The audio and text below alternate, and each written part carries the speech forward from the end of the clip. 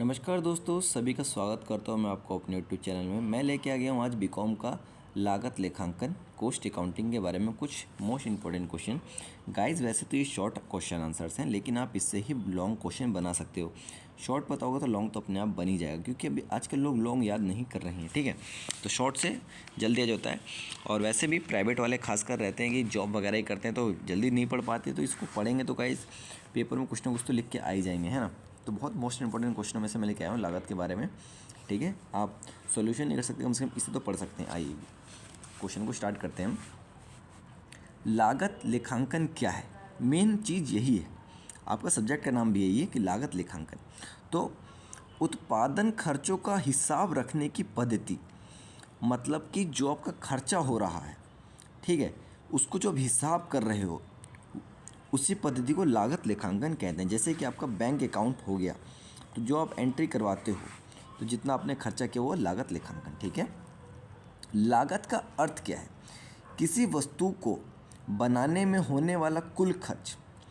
ठीक है, लागत जैसे कि आपने किसी चीज़ को बनवाया, कोई अलमारी बनवाई, तो आपने जो पैसे दिए वो क्या हो गया? लागत करी आपने। ठीक है, लागत लेखांकन का मुख्य उद्देश्य क्या है? अगर मुख्य उद्देश्य पूछे तो लागत नियंत्रण। लागत लेखांकन का मुख्य उद्देश्य, तो लागत नियंत्रण मतलब लागत पर जो पैसे लगा उस पर नियंत्रण करना। ठीक है, सामग्री लागत क्या है? सामग्री कच्चे माल पर होने वाला खर्च। कच्चे माल पर होने वाला खर्च क्या कहलाता है? सामग्री लागत कहलाता है। ठीक है, मजदूरी लागत क्या है? मजदूरी क्या है? मजदूरी लागत क्या है? श्रमिकों को दिया गया वेतन। क्या है? श्रमिकों को दिया गया वेतन क्या कहलाता है? मजदूरी लागत कहलाता है। देखेंगे प्रश्न नंबर 6। ओवरहेड क्या है? अप्रेरित खर्चा। ठीक है, क्या है? अप्रेरित खर्चा। प्रत्यक्ष लागत किसे कहते हैं? जो खर्च सीधा उत्पाद से जुड़े हो उसे क्या कहते हैं? प्रत्यक्ष लागत कहते हैं। आइए प्रश्न नंबर 8 पे आते हैं।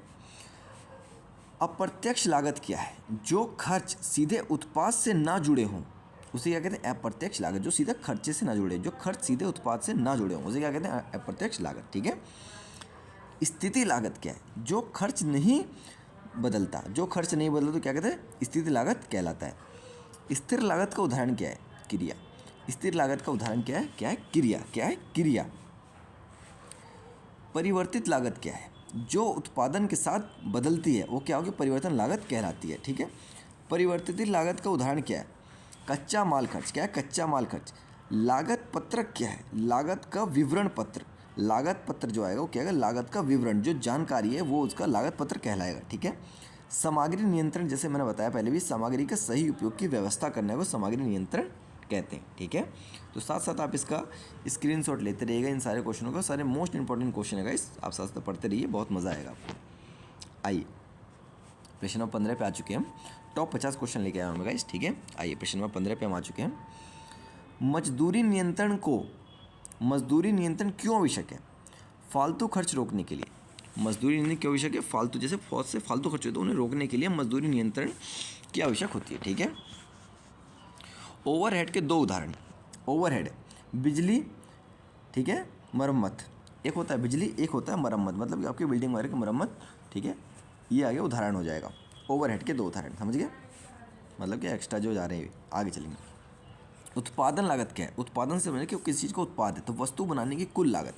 ठीक है, किसी चीज़ का उत्पाद कर रहे हैं, किसी चीज़ को बनवा रहे हैं, तो वस्तु की कुल लागत को क्या कहते हैं? उत्पादन लागत कहते हैं। ठीक है, लागत लेखांकन कहाँ उपयोगी होती है? लागत लेखांकन कहाँ उपयोगी होती है? उद्योग और कारखानों में होती है। कहाँ होती है? उद्योग और कारखानों में होती है। लाभ क्या है? देखेंगे क्या है लाभ? आय और खर्च का अंतर लाभ कहलाता है। ठीक है, इसका पढ़ेंगे प्रश्न नंबर 20 पे। अपव्यय का अर्थ क्या है? क्या है? बेकार खर्च। फालतू के खर्च को मतलब बेफालतू का खर्च कहते हैं, समझ गए होंगे। लागत नियंत्रण से क्या लाभ है? खर्च कम होता है। क्या होता है? खर्च कम होता है। आइए आगे चलते हैं, प्रश्न नंबर 22 पे आ चुके हम। प्रत्यक्ष सामग्री क्या है? जो सीधे उत्पाद में लगे उसे क्या कहते हैं? प्रत्यक्ष कहते हैं। ठीक है, कलर चेंज कर लेता हूँ, मेरे ख्याल से थोड़ा चेंज। अप्रत्यक्ष सामग्री क्या है? जो सीधे उत्पाद से ना लगे, जो सीधे उत्पादन में ना लगे उसे अप्रत्यक्ष सामग्री कहते हैं। ठीक है, प्रत्यक्ष किसे? जो सीधे उत्पाद में लगे, और अप्रत्यक्ष जो सीधे उत्पाद में मतलब आपकी वस्तु में ना लगे। ठीक है, आगे चलेंगे। 1 मिनट गाइस, थोड़ा सा ट्रेन का वॉल्यूम है, थोड़ा सा ट्रेन की प्रॉब्लम है गाइस, उसके लिए माफ़ी चाहता हूँ। आइए प्रश्न नंबर 24 पे आएंगे। प्रत्यक्ष मजदूरी क्या है? उत्पादन करने वाला मजदूरी प्रत्यक्ष मजदूरी कहलाता है। अप्रत्यक्ष मजदूरी देखेंगे। अप्रत्यक्ष एक हो गया प्रत्यक्ष, एक हो गया अप्रत्यक्ष। सहायक मजदूरी क्या हो गया? सहायक मजदूरी, ठीक है, जो सहायता करते हो, सहायक मजदूरी। फैक्ट्री ओवरहेड क्या है? कारखाने में अप्रत्यक्ष कर, जैसे कारखाने में अप्रत्यक्ष जो खर्च होता है उसे फैक्ट्री ओवरहेड कहते हैं, ठीक है। प्रशासनिक ओवरहेड क्या है? तो दफ्तर में खर्च। प्रशासनिक ओवरहेड क्या है? तो दफ्तर में खर्च। सारी चीज़ें अलग अलग बात है, तो इस चीज़ को आप गौर से फरमाइएगा कि किसमें कौन सा खर्च लग रहा है, ठीक है। बिक्री ओवरहेड क्या है? देखिए ये बिक्री के बारे में आ गया, तो बिक्री से जुड़े खर्च जो बेचते समय जो लगते हैं उसे बिक्री ओवरहेड कहते हैं, ठीक है। आगे चलेंगे, प्रश्न नंबर 29 पे आ चुका हूँ मैं। समझ में आ रहा हो तो गाइस एक बार कमेंट कर दीजिएगा क्वेश्चन कैसे लग रहे हैं। लागत लेखांकन क्यों आवश्यक है? लाभ बढ़ाने के लिए। क्यों आवश्यक है? लाभ बढ़ाने के लिए, ठीक है। अगर हम कहीं चीज़ को लिखते हैं तो हम देखेंगे ना भाई यहाँ पे हमारा फालतू खर्च हुआ है, हमें यहाँ कम करना है, इसलिए तो हमें लागत बढ़ेगी। आगे चलेंगे। लागत निर्धारण क्या है? लागत निकालने की प्रक्रिया लागत निर्धारण कहलाता है। बहुत बढ़िया सवाल है।